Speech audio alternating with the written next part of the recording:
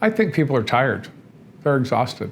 All of us are. We've been through the ringer for the past 24 months.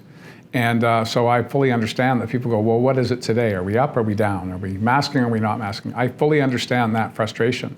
But the motivation from the beginning, following Dr. Henry's advice, she's a doctor, she's an epidemiologist, she's one of the most renowned experts on the planet, and we have the good fortune of having her as our BC doctor. So I've been taking her advice with Minister Dix to make sure that our hospitals didn't get overrun. Because when we looked at when the outbreak happening in parts of the United States, parts of Europe, the biggest concern at the front end of COVID, before we had any prospect of immunization programs, was that people were getting very, very sick and they were dying in large numbers.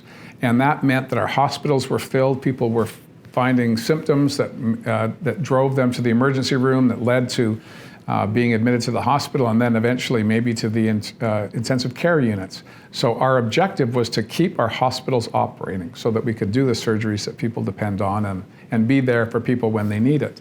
And as we've gone along, we've learned more. And Dr. Henry's been very, in my opinion, it's been very good. Now, I have the benefit of seeing her 3 and 4 times a week and getting briefed on the state of play, who's sick, how sick are they, is it predominantly in the north? Is it in Fraser Health? Is it on the island? And so I've got more information than other people, but it's not like we're withholding that information. We publish it at the end of every week. And if people want to go through it, they would see the up and down of the case counts and the hospitalizations. And so now we're 2 years into this.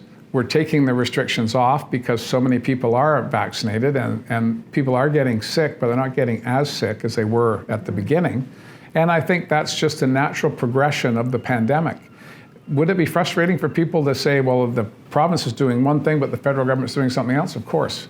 I talked to the head of the Vancouver International Airport, who's desperate to get people traveling again.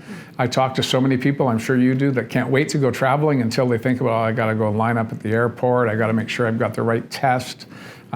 Is my immunization going to be good to where I'm going? All of these questions. I understand that would be frustrating. And we need to make sure that we're giving as much information as possible to the public who are making these choices.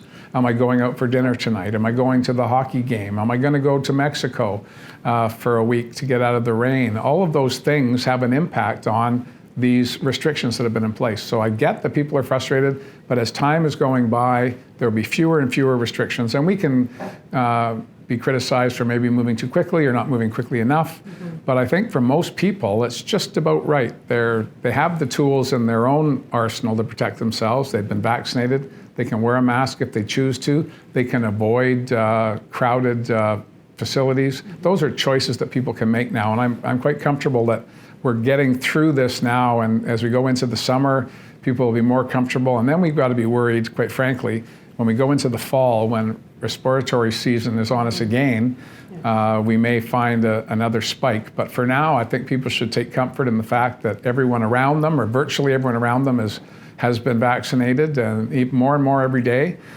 So I'm comfortable that we're in a good spot. But I absolutely agree and acknowledge that people are frustrated, they're exhausted, and they want to just push this behind us and get on with life.